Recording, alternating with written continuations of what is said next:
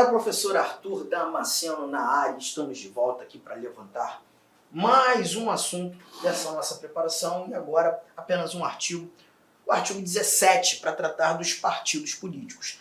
É um bloco simples de estudo, mas apenas importante levar em consideração alguns detalhes aqui que são particulares. Bom, a gente já começa fazendo a leitura do nosso caput, dizendo: é livre a criação, fusão, incorporação e extinção de partidos políticos, resguardados a soberania nacional, o regime democrático, o pluripartidarismo, os direitos fundamentais da pessoa humana e observados os seguintes preceitos. Então aqui a gente está percebendo alguns valores que devem ser levados em consideração quando da criação, da fusão, da incorporação e extinção de partidos políticos, né?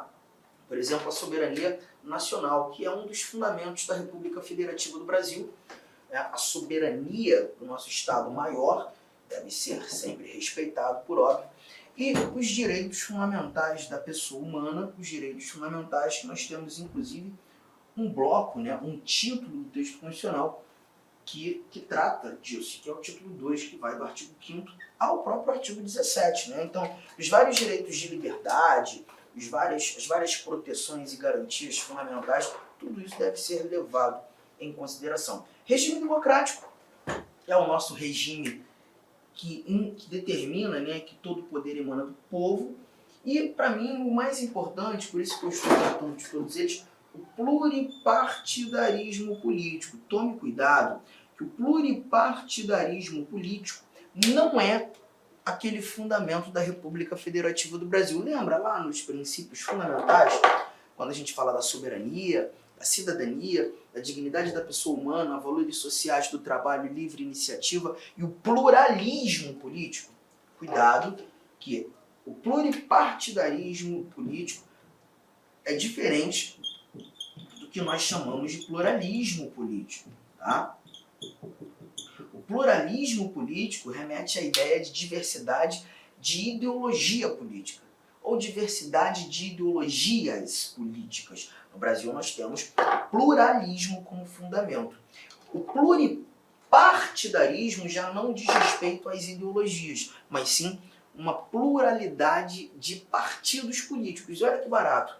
O pluralismo é princípio fundamental. O pluralismo é princípio fundamental, pois apresentado no artigo 1º, inciso de número 5º da nossa Constituição. Princípio fundamental, fundamento da República Federativa do Brasil. Já o pluripartidarismo político, como nós estamos verificando, está no artigo 17, é um direito, é um princípio inserido nos direitos fundamentais. Lembre-se que os direitos fundamentais nós começamos a estudar no artigo 5º e encerramos no artigo 17. Eu não posso confundir pluralismo e pluripartidarismo. São coisas diferentes, tá? Arthur, e quais são os preceitos que eu preciso levar em consideração? Estão aqui, ó. Deixa eu apagar, para ficar bem nítido aqui o exame. Os preceitos, caráter nacional. Não há a possibilidade de um partido ter caráter regional ou local. Esse partido vai ser criado para funcionar apenas no estado do Mato Grosso, para ter buscar cargos eletivos e ter funcionalidade apenas no município de Cuiabá. Não. O caráter tem que ser nacional. 2. Proibição de recebimento de recursos financeiros de entidades ou governos estrangeiros ou de subordinação a estes, o que ofenderia claramente a soberania nacional, né? Não há possibilidade. Prestação de contas à justiça eleitoral. Lembre-se que os partidos políticos, eles muitas vezes se utilizam muito do fundo eleitoral, dinheiro público. Então é muito importante que essa prestação de contas aconteça.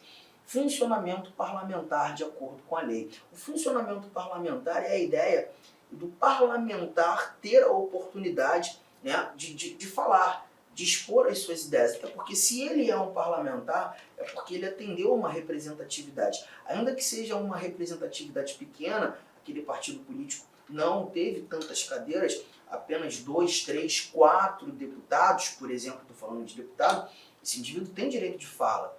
Ele tem, sim, a possibilidade de agir e exercer as suas atribuições como os demais parlamentares de outros partidos gigantescos.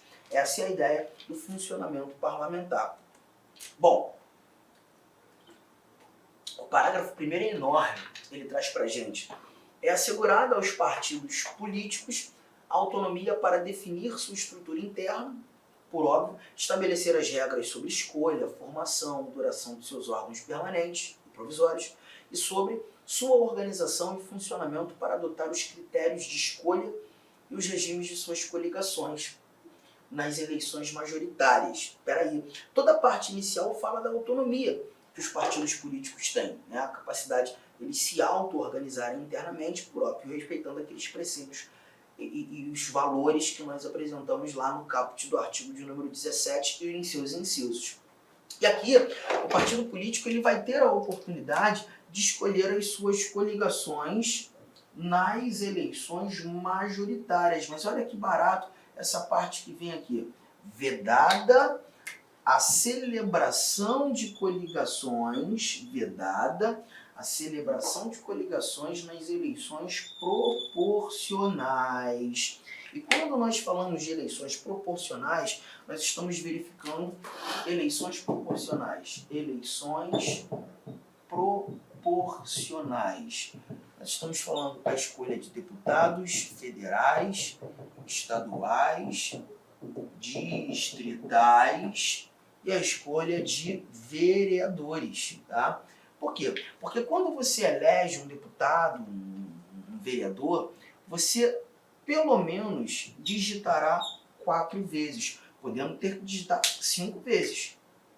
Né? E esses 2 primeiros dígitos são dígitos dos partidos. Na realidade, a cadeira conquistada pelo parlamentar não é dele, é do partido dele.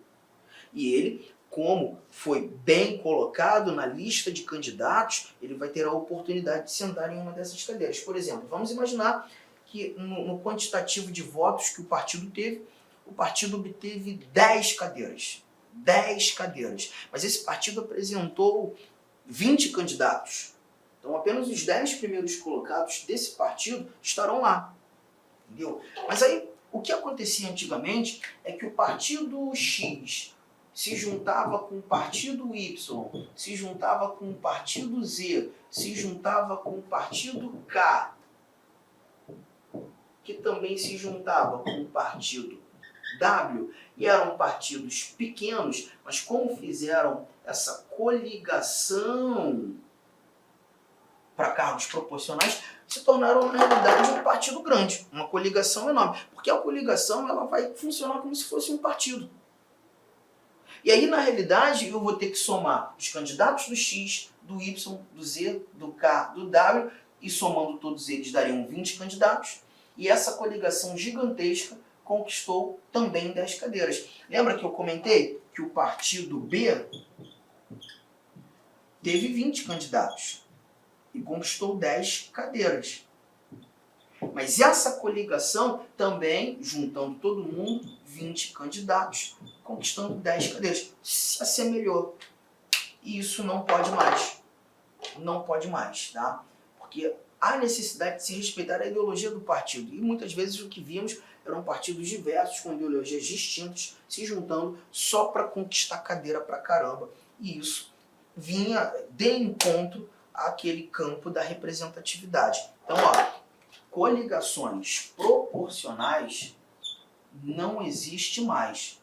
Coligação majoritária você vai ter. Arthur, e como é uma coligação para cargos majoritários? Uma eleição majoritária, gente, você não leva em consideração o partido. Quando você fala de cargos que são eleitos pelo sistema majoritário, você está falando de chefes